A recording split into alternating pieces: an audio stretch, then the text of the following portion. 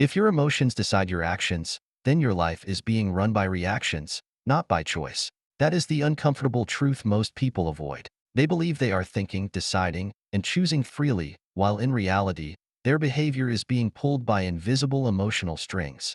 A comment ruins their mood. A delay triggers anger. A small feeling becomes a bad decision. Over time, those decisions shape a life they never consciously chose. This audiobook is not about suppressing emotions. It is not about becoming cold, numb, or detached from being human. Emotions are not the enemy. The problem begins when emotions are allowed to lead. When feelings give orders and the mind obeys without question, that is where discipline collapses. Relationships suffer, progress stalls, and regret becomes familiar. The truth is simple, but rarely practiced. Your emotions are signals. Your mind is the tool, and you are meant to be the leader. When the mind is untrained, emotions take control. By default, when the mind is trained, emotions still speak, but they no longer command. You feel them, you acknowledge them, and then you choose your response with clarity instead of impulse. Most people were never taught how to do this. They were taught how to express, vent, react, and follow their feelings. They were not taught how to pause. They were not taught how to sit with discomfort. They were not taught how to command their inner world when pressure rises. So when stress appears, they collapse inward. When temptation shows up, they give in. When life pushes back,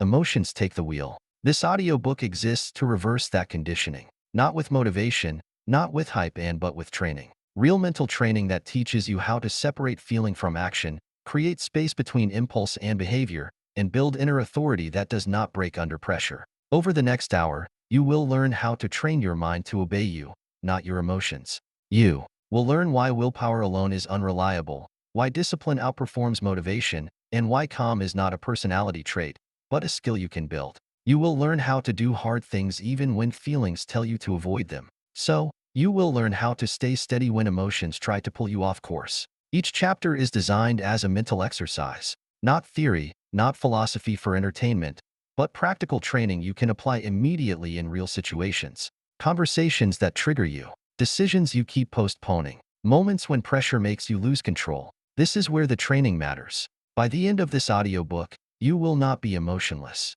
You will be grounded. You will not be passive. You will be deliberate, and you will no longer feel betrayed by your reactions because you will understand how to lead yourself from the inside out. As you listen, do not rush. Do not multitask. Treat this as training. Listening. The goal is not to feel inspired for a moment. The goal is to build a mind that listens when you give it direction. If you're ready to stop being controlled by moods, urges, and emotional swings, stay with this.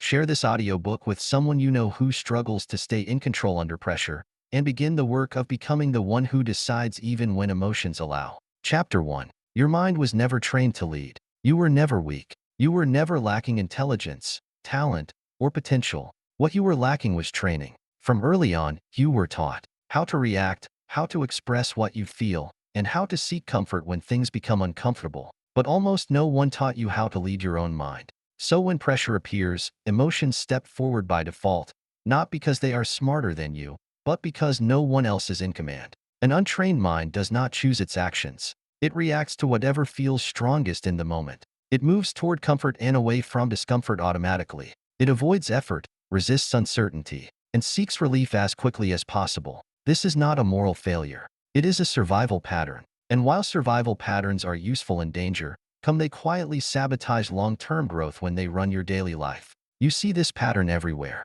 You decide to stay calm, but anger slips out before you think. You plan to work, but distraction pulls you away. You promise yourself consistency, but motivation fades, and you stop. You know what you should do, yet you do the opposite. Over time, this creates something far more damaging than a single mistake. It creates distrust in yourself. When your actions keep contradicting your intentions, you stop believing your own promises. This is the hidden cost of an untrained mind.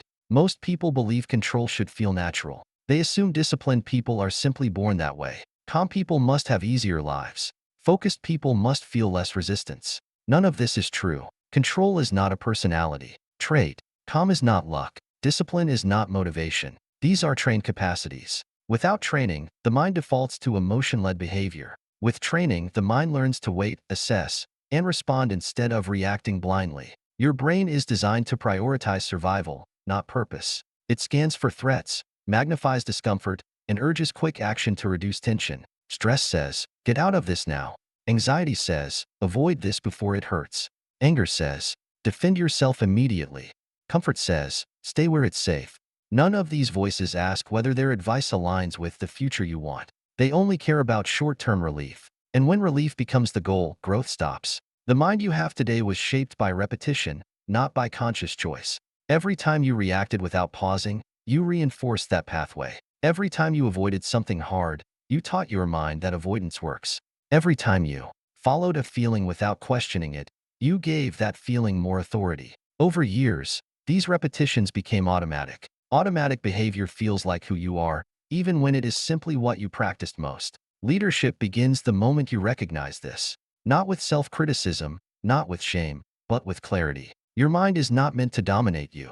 It is meant to serve you, but service requires structure. Without rules, standards, and direction, the mind runs unchecked. It jumps from thought to thought. It reacts to every emotion. It feels busy yet produces little progress. It feels intense yet lacks direction. Training your mind starts with awareness, not forcing change, not suppressing emotion, awareness. And you begin to notice when you're reacting instead of choosing. You notice how fast emotions push you toward action. You observe the physical signals, the tightening chest, clear throat, the shallow breath, the urge to escape or confront. These moments are not signs of failure. They are signals showing you exactly where training is needed. An untrained mind believes every thought it produces. It treats emotions as commands. It confuses intensity with truth. Training introduces separation. You learn to see thoughts as events, not orders, emotions as information, not instructions, and yourself as the one who decides what happens next. This separation creates space, and space is where control lives.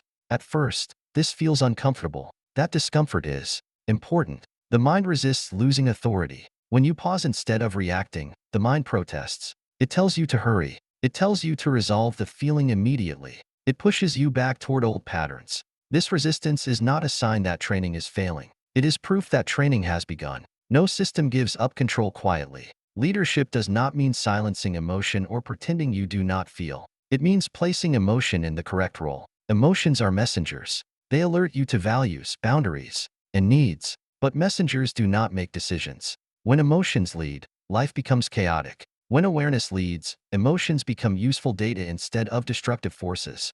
This is why so many people feel trapped by themselves. They are not trapped by circumstances. They are trapped by automatic reactions they never learn to interrupt. They wait for motivation. They wait for the right mood. They wait to feel ready. And while they wait, life keeps moving. Training teaches you something different. You act first. You decide first. And your emotions follow. As you move forward in this audiobook, understand this clearly. You are not trying to become someone else.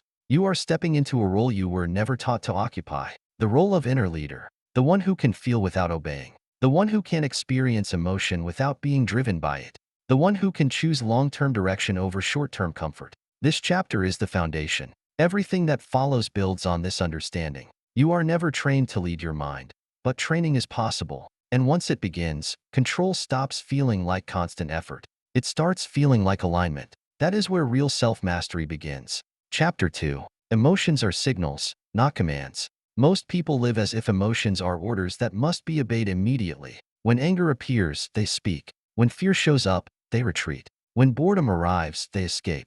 This happens so fast. It feels automatic, almost justified. The emotion feels urgent, convincing, and powerful. But urgency does not equal truth. And intensity does not equal authority. Emotions are not commands. They are signals. And confusing the two is one of the main reasons people lose control over their behavior. A signal exists to inform, not to decide. Pain signals injury. Hunger signals need. Fear signals potential danger. These signals are useful. They help you understand what is happening internally and externally. But nowhere in their function are they meant to dictate your actions without evaluation. That confusion happens when the mind has never been trained to interpret before acting. When an emotion arises, it creates a sensation in the body and a story in the mind. The body tightens, heats up, speeds up. The mind adds meaning, assumptions, and conclusions. Together they create pressure. That pressure pushes for immediate release. Speak now, quit now, avoid now, react now. If you are unaware, the reaction feels inevitable. But inevitability is an illusion created by habit. Think about anger. Anger often signals that a boundary feels crossed or that something important feels threatened. That information is valuable, but anger does not know the best way to respond. It does not consider consequences. It does not think long-term. If anger were always obeyed, relationships would collapse quickly. The signal is valid, but the command is not. The same is true for fear. Fear signals uncertainty and potential risk. Useful information, but fear is designed to exaggerate danger, not to measure it accurately. If fear were always obeyed, growth would stop entirely. Opportunities would be missed. Conversations would be avoided. Potential would remain unused. Again, the signal is helpful. The instruction is unreliable. Training your mind begins by separating these two functions. You learn to receive the signal without surrendering authority. You feel the emotion fully, but you delay action. That delay changes everything. It creates a gap between feeling and behavior. In that gap, choice becomes possible. Most people never experience this gap. They believe feeling and doing are inseparable. I feel it, so I must act. This belief feels natural only because it has been practiced for years. It is not truth. It is conditioning. When you begin to pause, the mind resists. It tells you that waiting is dangerous. It warns you that if you do not act now, something bad will happen. This is the emotional system trying to protect its position as leader. It thrives on immediacy. Slowing down threatens its control. Here is what training looks like in practice. An emotion arises. You acknowledge it without judgment. You name it. This is anger. This is anxiety. This is frustration. Naming does not weaken the emotion, but it prevents fusion. You are no longer inside the emotion. You're observing it. That shift alone reduces its authority. Next, you remind yourself of a simple truth. Feeling something does not require acting on it. This statement sounds obvious, yet it is rarely lived. You can feel anxious and still speak. You can feel angry and still remain silent. You can feel discomfort and still do the hard thing. The emotion does not disappear, but it loses its role as commander. This is where most people get confused. They think control means making emotions go away. That is not control. That is avoidance.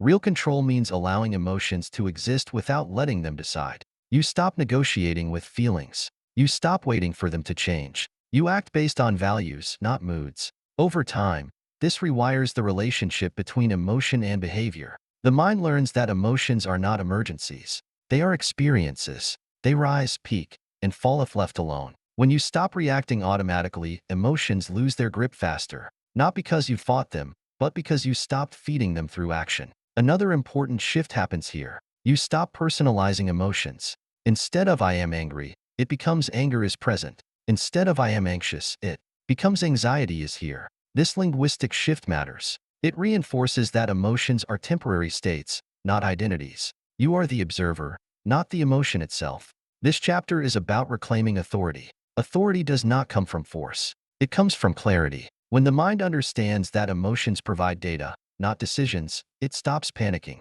It stops rushing. It begins to trust that you will handle things deliberately. There will be moments when this feels difficult. Strong emotions do not like being demoted. They will demand attention. They will exaggerate consequences. They will tempt you to react just this once. These moments are training grounds. Each time you pause, you strengthen leadership. Each time you act without obeying emotion, you reinforce a new pattern. Remember this clearly. You do not need to eliminate emotion to live with control. You need to interpret emotion correctly. Signals inform. Leaders decide. When you confuse the two, chaos follows. When you separate them, calm becomes possible even in difficult situations. As you continue listening, keep this principle close. Feel everything. Obey nothing automatically. Let emotions speak. Let your trained mind choose the response. This is the foundation of self-command. Chapter 3. Build the pause between feeling and action. Everything changes in the pause. Not the long pause you take on vacation, but the brief,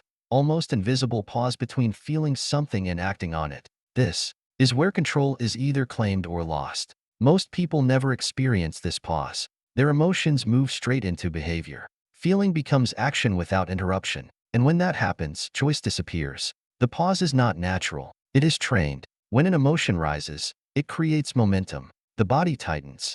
The breath shortens. The mind narrows its focus. This momentum pushes toward immediate release. Speak now. Escape now. Defend now. That urgency feels real, even dangerous. But urgency is often just discomfort demanding relief. If you act inside that urgency, you reinforce the belief that emotions must be obeyed quickly. If you pause even briefly, you break that belief. Most people assume that pausing means hesitation or weakness. In reality, pausing is strength. It is the moment you step out of autopilot. It is the moment you move from reaction to response. Without a pause, there is no leadership. There is only impulse. The pause does not need to be long. It can be 3 seconds, 5 seconds, one slow breath. What matters is the interruption. That interruption tells the mind we are not moving yet. It signals a transfer of authority. The emotion is still present, but it no longer controls timing. This is difficult at first because emotions dislike being delayed. They demand immediacy. When you pause, the mind may panic. It may tell you that waiting will make things worse. That silence will cost you something. That inaction is dangerous. This is the survival system trying to maintain dominance. It equates speed with safety. But in modern life, speed is often what creates damage. Training the pause begins with physical awareness. Emotions live in the body before they become stories in the mind. Tight shoulders, clenched jaw, rapid heartbeat, shallow breath. These are early signals. When you notice them, you are closer to the pause. You are catching the emotion before it fully converts into behavior. The simplest way to build the pause is through breath. Not as a relaxation technique, but as a control mechanism. One slow inhale, one controlled exhale. That single cycle creates a break in momentum. It gives the nervous system a moment to recalibrate. It gives the mind a chance to step back into the lead. During the pause, you ask one question, not a complicated one, not a philosophical one, a practical one. What action aligns with who I want to be? This question shifts attention away from feeling and toward values. It reminds you that emotions are temporary, but actions have consequences. At first, you may still choose poorly. That is part of training. The pause does not guarantee perfection. It creates opportunity, and opportunity improves with repetition. Each time you pause, even if the result is imperfect, you strengthen the habit of interruption. Over time, interruption becomes automatic. Reaction slows. Choice becomes clearer. Without the pause, emotions collapse time. Everything feels immediate. Everything feels urgent. With the pause, time expands. You see options. You see outcomes. You see yourself from a distance. That distance is not detachment. It is perspective. This is why calm people appear powerful. They are not suppressing emotion. They are pausing inside it. They are giving themselves space before acting. That space allows them to choose words carefully, to delay decisions, to avoid unnecessary conflict. Others mistake this for confidence or charisma. In reality, it is trained restraint. The pause also protects you from regret. Most regret does not come from careful decisions. It comes from rushed reactions, words spoken in anger, messages sent in frustration, choices made to escape discomfort. When you build the pause, you reduce the number of decisions made under emotional pressure. That alone changes the trajectory of your life. There will be moments when pausing feels unbearable, when the emotion feels too strong, when the urge to act feels overwhelming. These are the moments that matter most. If you can pause here even briefly, you are strengthening the deepest layer of self-control. You are proving to yourself that feelings do not dictate behavior. Pausing does not mean doing nothing forever. It means delaying action long enough to decide deliberately. Sometimes the right choice is to speak. Sometimes it is to walk away. Sometimes it is to wait. The pause does not tell you what to do. It gives you the ability to choose. As you practice this, you will notice a shift. Emotions begin to lose their urgency. Not because they disappear, but because they learn that rushing no longer works. The mind learns that it will not be dragged into action by intensity alone. That lesson rewires behavior at a deep level. This chapter is about reclaiming time. A few seconds between feeling and action may seem insignificant, but those seconds accumulate. They create a new pattern, a new identity, someone who does not react blindly, someone who does not hand control to every emotion that appears. Build the pause. Protect it. Practice it daily. Because in that small space between impulse and behavior, your power lives. Chapter 4. Why discipline beats motivation every time. Motivation feels powerful when it shows up. It creates energy, urgency, and optimism. In those moments, everything seems possible. You feel ready to change, ready to act, ready to commit. But motivation is unstable by nature. It appears without warning and disappears just as easily. Discipline, by contrast, rarely feels exciting. It does not create a rush. It does not promise immediate reward. Yet, discipline is what actually shapes behavior over time. Most people build their lives around motivation. They wait until they feel ready. They wait until the mood is right. They wait until effort feels easier. When motivation is present, they act quickly and intensely. When it fades, they stop. This creates a cycle of enthusiasm followed by inactivity, and progress becomes emotional instead of intentional. Motivation is an emotional state, and, like all emotional states, it is temporary. It depends on energy levels, circumstances, feedback, and mood. The problem is not that motivation fades. The problem is allowing it to lead. When motivation leads, emotions decide when you act and when you don't. That means your mind is still obeying feelings instead of following direction. Discipline works differently. Discipline is not a feeling. It is a commitment made in advance and honored regardless of internal conditions. Discipline does not ask how you feel today. It asks what you decided matters. That difference may sound small, but it changes everything. It moves authority from emotion to intention. An untrained mind resists discipline because discipline removes negotiation. The mind prefers flexibility when it benefits comfort. It prefers to revisit decisions repeatedly. Maybe later, not today, just this once. These thoughts feel logical, but they are emotional delays disguised as reasoning. Every time you accept them, you teach the mind that resistance works. Discipline ends that conversation. When you act without waiting for motivation, you send a clear signal to your mind. Feelings do not decide timing. At first, the mind reacts strongly. It increases discomfort. It amplifies fatigue. It produces excuses. This is not failure. This is the mind testing whether the old rules still apply. It is checking whether discomfort still has authority. Most people give in at this stage. They assume resistance means something is wrong. In reality, resistance means discipline is challenging emotional control. Saying if you continue anyway, the mind begins to adapt. It learns that complaints no longer change outcomes.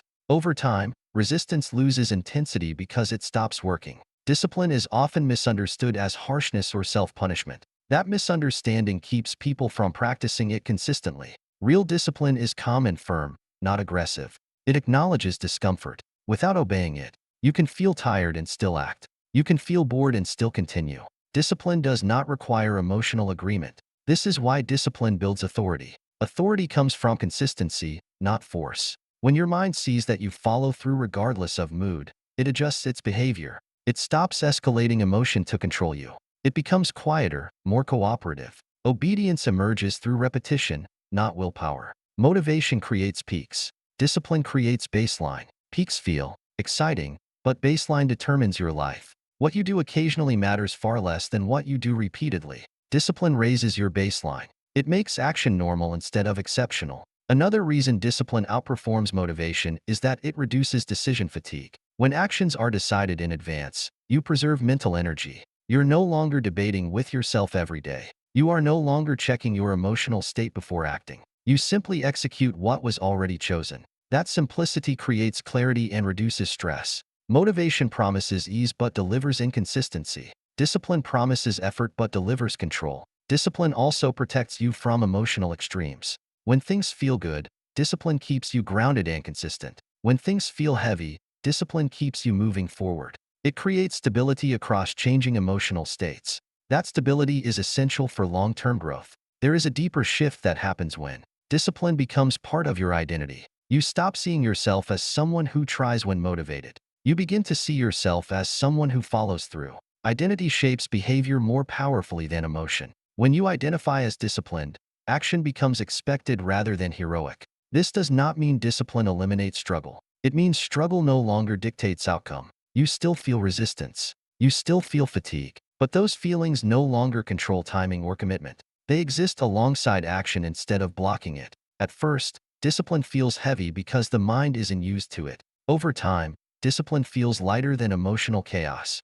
Routine replaces internal conflict. Execution replaces overthinking. The effort shifts from deciding to doing. That shift frees mental space and builds confidence. Confidence does not come from feeling good. It comes from keeping promises to yourself. Discipline is how those promises are kept. Each follow-through strengthens trust in yourself. That trust compounds into calm authority. Discipline also reshapes how the mind interprets discomfort. And instead of seeing discomfort as a threat, the mind learns to see it as part of the process. Effort stops feeling personal. Resistance stops feeling meaningful. It becomes background noise instead of a command. This chapter is about choosing what leads your life. If motivation leads, emotions decide. If discipline leads, you decide. The mind obeys what is enforced consistently, not what feels intense in the moment. As you move forward, stop waiting for the right mood. Stop asking how you feel before acting. Decide once clearly and then follow through. Even when emotions protest, when your mind realizes that you no longer negotiate with feelings, it adapts.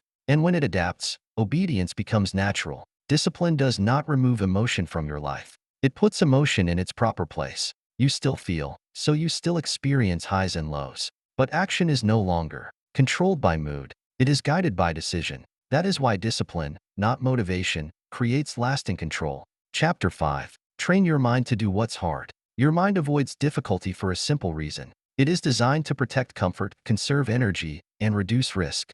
This design kept humans alive for thousands of years, but it quietly works against you in modern life. When effort feels uncomfortable, the mind interprets it as something to escape. When something feels hard, unfamiliar, or demanding, the mind looks for relief. This is not a weakness. It is conditioning. The problem begins when this conditioning goes unchallenged. Every time you avoid what is hard, your mind learns a lesson. It learns that discomfort is dangerous. It learns that delay is safety. It learns that escape works. These lessons are not taught consciously. They are absorbed through repetition. Over time, avoidance becomes automatic. You stop noticing it. You call it procrastination, low energy, or lack of motivation. But what you are really experiencing is an untrained response. Training your mind means deliberately interrupting this pattern. Doing what is hard is not about punishment or self-denial. It is about teaching your mind a new relationship with discomfort. Hard does not mean harmful. Hard does not mean impossible. Hard simply means effort is required.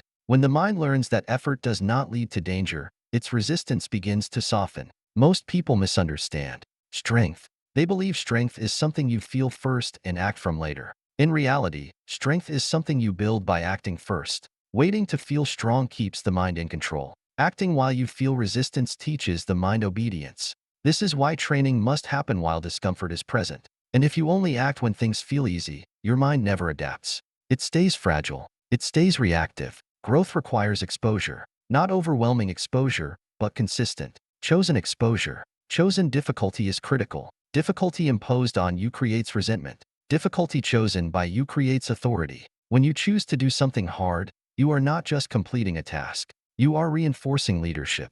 You are showing your mind that you decide the direction, not the feeling. Hard things come in quiet forms. Staying focused when distraction is available. Continuing when progress feels slow. Speaking honestly when silence would be easier. Getting started when you would rather wait. These moments do not look dramatic, but they are where training happens. Each one is an opportunity to reinforce a new rule. Discomfort does not stop action. At first, resistance feels loud. The mind complains. It negotiates. It creates excuses that sound reasonable. Not today. You need rest. You can do it later. These thoughts are not random. They are attempts to regain control. The mind is testing whether discomfort still has authority over behavior. Most people mistake this resistance as a sign they should stop. Training requires a different interpretation. Resistance is not a warning. It is feedback. It tells you that the old pattern is being challenged. If you continue despite resistance, something important happens.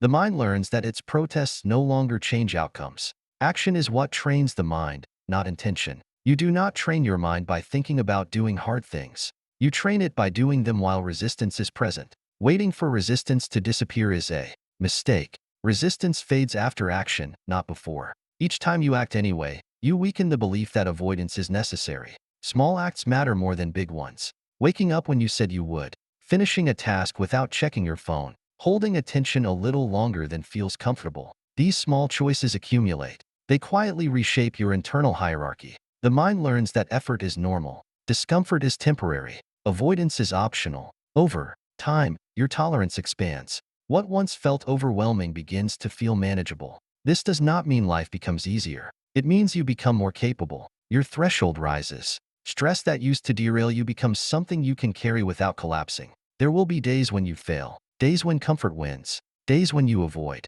These moments do not erase training. What matters is return. Returning without shame is part of discipline. Shame weakens leadership. Clarity restores it. Each time you notice avoidance and choose differently the next time you reinforce control. One powerful principle defines this chapter. You do not need to feel ready to act. Acting is what creates readiness. You do not need confidence to do hard things. Doing hard things builds confidence. The order matters. The phrase "do it anyway" captures this mindset. Not recklessly, not without awareness, but deliberately. You feel resistance and you proceed anyway. Because you decided it matters. This is how identity changes. You stop seeing yourself as someone controlled by comfort. You become someone who moves through discomfort with intention. As training continues, your relationship with discomfort transforms. Discomfort no longer feels like a threat. It feels like a signal that growth is happening. The mind adapts to this expectation. It stops sounding alarms for every challenge. It becomes quieter, more cooperative.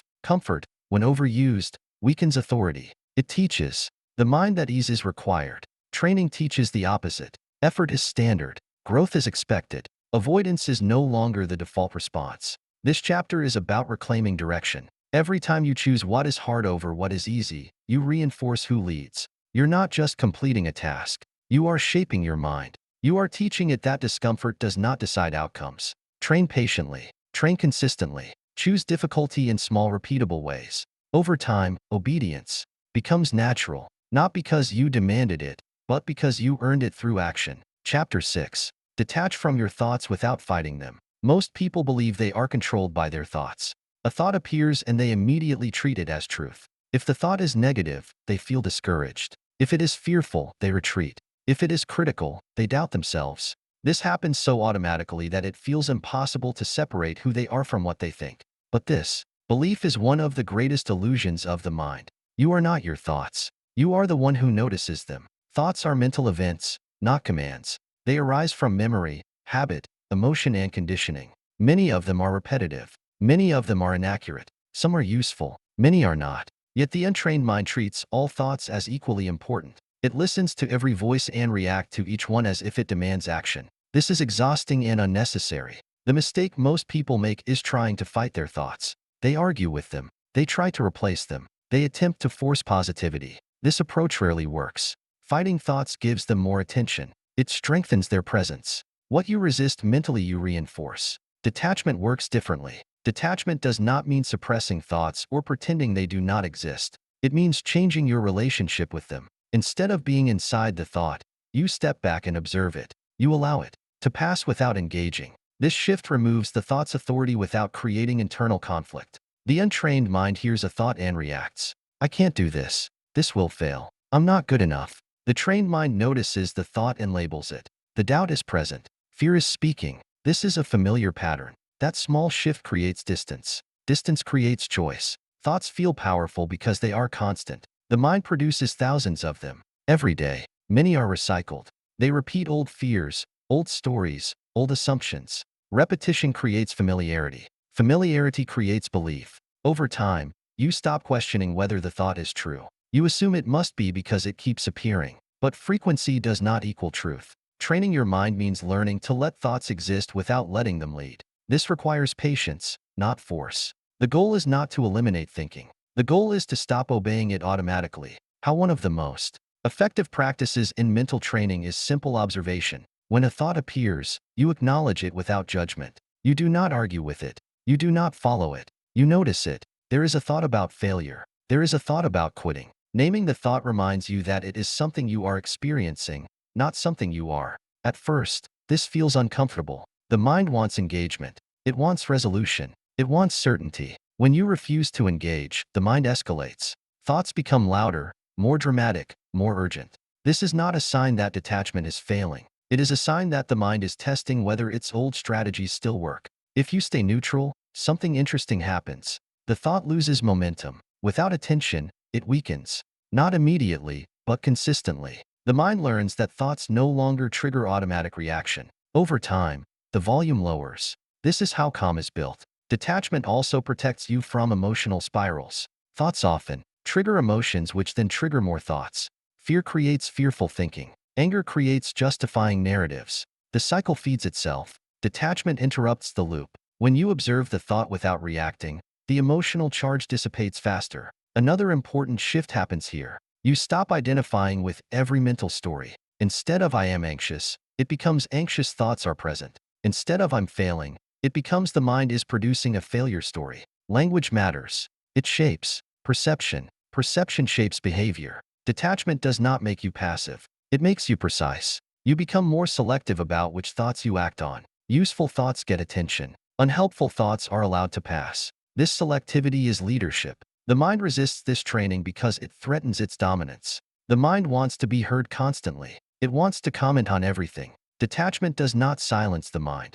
It simply removes its authority. That loss of authority feels uncomfortable at first. You may notice moments when detachment feels like losing control. In reality, you are gaining it. You're no longer pulled in every direction by internal noise. You are choosing where to place attention. Attention is power. There will be moments when thoughts feel overwhelming, when they repeat relentlessly, when detachment feels impossible. In these moments, do not escalate the effort. Return to observation. Return to breath. Return to the body. Thoughts live in the mind. The body anchors you in the present. Detachment is a skill built through repetition. You will forget. You will get pulled back into thinking. That is normal. Training is not about staying detached permanently. It is about returning more quickly each time you notice you have been carried away. Over time, something shifts. Thoughts still appear, but they feel lighter. They no longer dictate mood as strongly. They no longer decide action automatically. You begin to experience space between thought and response. That space is freedom. This chapter is about reclaiming your role as observer. Thoughts can't exist without control. Emotions can rise without command. You do not need to fight your mind to lead it. You need to stop obeying every voice it produces. Detach gently. Observe consistently. Act deliberately. When thoughts lose their power to command, the mind becomes quieter. And in that quiet, real control begins to emerge. Chapter 7. Staying calm. When emotions try to take over, calm is often misunderstood. Many people believe calm is something you either have or you don't. A personality trait, a natural temperament. They assume calm people are simply less emotional, less sensitive, or less affected by pressure. This belief is comforting because it removes responsibility, but it is also false. Calm is not a trait. Calm is a trained response. When emotions try to take over, the body reacts first. Heart rate increases, breathing shortens, muscles tense, attention narrows. The system prepares for action. This response is automatic. You do not choose it. What you choose is what happens next. Calm is built in that next step. Most people confuse calm with suppression. They try to push emotions down, ignore them, or pretend they are not there. This creates internal pressure. Suppressed emotion does not disappear. It waits. Then it returns stronger, often at the worst possible moment. Staying calm is not about denying emotion. It is about regulating your response while emotion is present. The trained mind understands this distinction. When pressure hits, the untrained mind panics. It interprets emotional intensity as danger. It rushes to reduce discomfort as fast as possible. That rush leads to impulsive speech, defensive behavior, or withdrawal. Calm disappears because the mind believes urgency requires immediate action. Training teaches a different rule. Intensity does not equal emergency. The first skill in staying calm is recognizing activation. Early, most emotional blow-ups do not start suddenly. They build. There are signals: tightness in the chest, shallow breathing, a surge of energy, a narrowing of focus. When you learn to notice these signals early, you gain leverage. You are closer to the moment where choice is still available. Breath plays a critical role here. Not deep breathing to relax, but controlled breathing to stabilize. Slow, deliberate exhales tell the nervous system that immediate action is not required. This does not eliminate emotion. It lowers its volume enough for awareness to return. Awareness is the foundation of calm. Posture matters more than most people realize. When emotions rise, posture often collapses or tightens. Shoulders hunch, jaw clenches.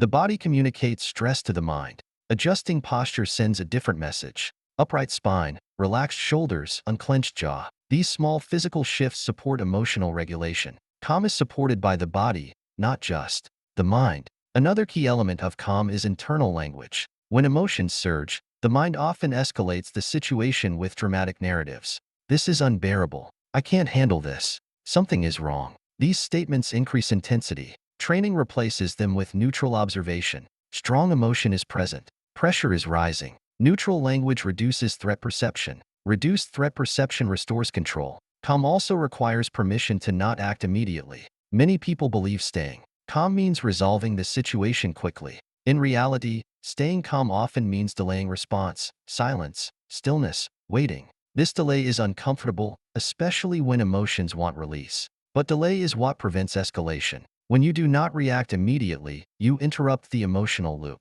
Emotions rise on peak and fall if not fed by action. Reacting feeds them. Calm starves them of momentum. This does not mean avoiding the issue. It means choosing timing instead of surrendering to urgency. Pressure reveals training. Anyone can appear calm when things are easy. Calm under pressure is where skill shows. This is why training must include exposure to stress. Not overwhelming stress, but manageable stress. Difficult conversations, time constraints, unexpected changes. Each exposure is an opportunity to practice regulation. You will not stay calm perfectly. There will be moments when emotions break through. Training is not about perfection. It is about recovery. How quickly you return to control matters more than whether you lose it briefly. Each recovery strengthens regulation. One of the most powerful shifts in staying calm is letting go of the need to control outcomes. Much emotional intensity comes from attachment to results. You want things to go a certain way. When they don't, emotions spike. Calm improves when focus shifts from outcome to conduct. You cannot control everything. You can't control how you respond. Calm people are often mistaken for indifferent. In reality, they care deeply. They simply do not let care turn into chaos. They feel emotion fully without broadcasting it through impulsive behavior. This restraint is not weakness. It is authority. Staying calm also protects relationships. Emotional reactions damage trust faster than almost anything else. Words spoken in intensity cannot be taken back. Calm preserves clarity. It allows communication without collateral damage. Over time, people begin to feel safer around you. Safety creates influence. The mind resists calm because calm removes drama. Drama feels alive. Drama feels meaningful. Calm feels quiet. But quiet is where control lives. When you choose calm repeatedly, the mind learns that intensity no longer guarantees action. It adjusts. Emotional surges become less frequent and less disruptive. This chapter is about building steadiness, not emotional numbness. Steadiness, the ability to remain grounded while emotions move through you, the ability to hold your center when pressure rises. As you continue, remember this. Calm is not the absence of emotion. Calm is the presence of control. It is built through awareness, breath, posture, language, and delayed response. Each time you stay calm under pressure, you reinforce leadership. Emotions may try to take over. They may be loud. They may be convincing, but they do not get the final say. With training, you do. Chapter 8. Make your mind obey you. Everyday control is not something you achieve once and keep forever. It is something you practice daily or slowly lose. This is where most people fail. They understand the ideas. They feel clarity while listening. They experience moments of control. Then life gets busy. Pressure returns. Old habits quietly take over. The mind slips back into leading by default. This chapter is about preventing that slide. Your mind does not obey intentions. It obeys patterns. What you repeat becomes authority. What you practice becomes automatic. If you want your mind to obey you consistently, you must build a structure that reinforces leadership every day, especially when motivation fades and attention weakens.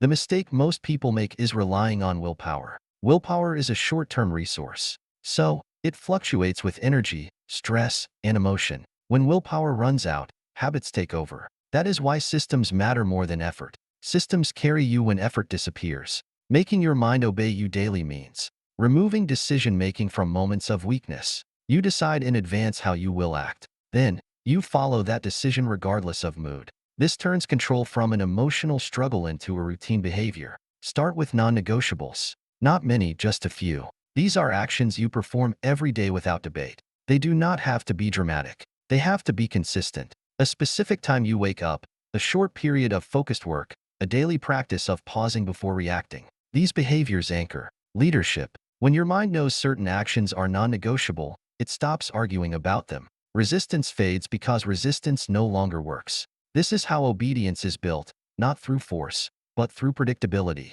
Another key element is identity. The mind follows identity more reliably than goals. Goals are temporary. Identity is continuous. Instead of telling yourself what you want to achieve, reinforce who you are becoming. I am someone who pauses before reacting. I am someone who finishes what I start. I am someone who does hard things daily. These statements are not affirmations. They are reminders of standards you enforce through action. Every time you act in alignment with that identity, it strengthens. Every time you act against it, it weakens. The mind learns quickly. It follows what you repeatedly prove, not what you promise. Daily reflection plays an important role here. Not long journaling, simple awareness. At the end of the day, notice where you led and where you reacted. No judgment, just observation. Awareness sharpens behavior. When the mind knows it will be observed, it behaves differently. This quiet accountability reinforces control. Consistency matters more than intensity. Many people train hard for short periods, then stop. This teaches the mind instability.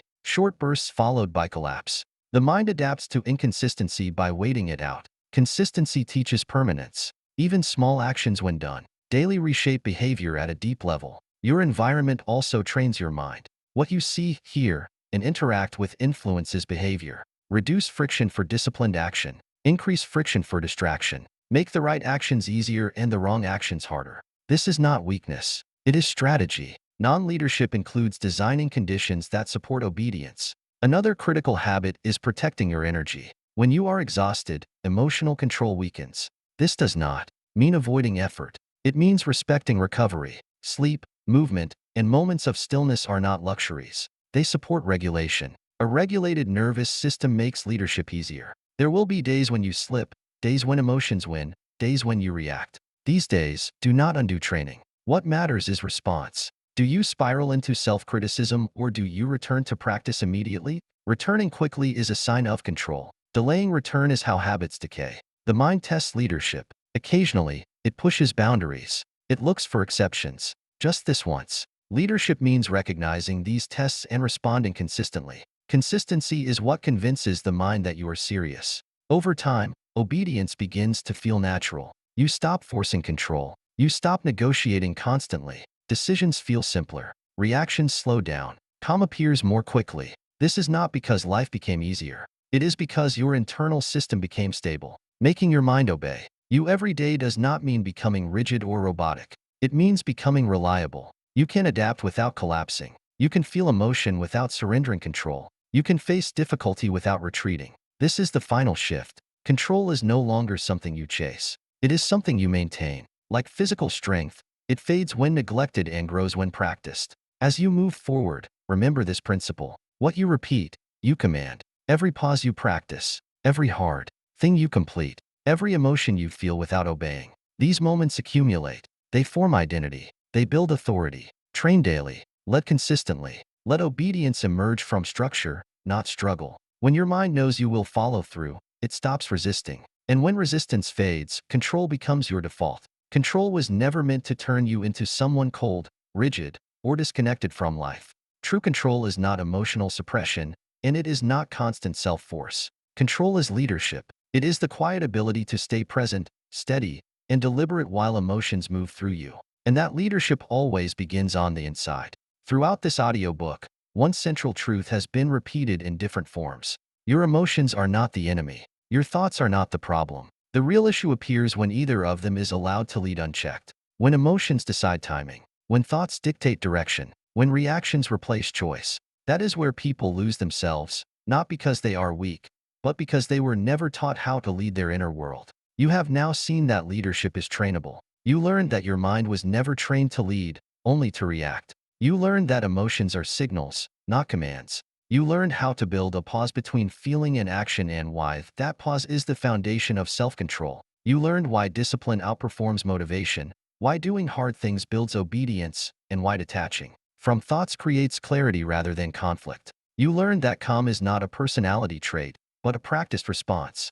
And finally, you learned that control is not achieved once, but reinforced daily through structure and consistency. None of this requires perfection. Perfection is another illusion that keeps people stuck. What matters is repetition. Small decisions made consistently. Each pause you practice. Each moment you feel discomfort and stay anyway. Each time, you act without waiting for the right mood. These moments seem ordinary, but they compound over time. They reshape how your mind responds to pressure. At some point, something subtle but powerful happens. You stop feeling surprised by your own reactions.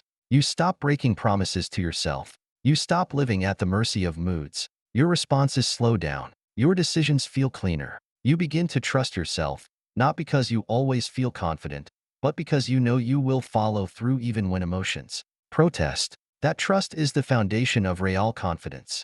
Life will continue to challenge you. Stress will appear. Emotions will surge. Thoughts will argue. None of that disappears. What changes is your position. You're no longer inside the storm. You're standing above it, directing your response, feeling fully but choosing deliberately. Remember this principle as you move forward. Your mind does not obey insight. It obeys patterns.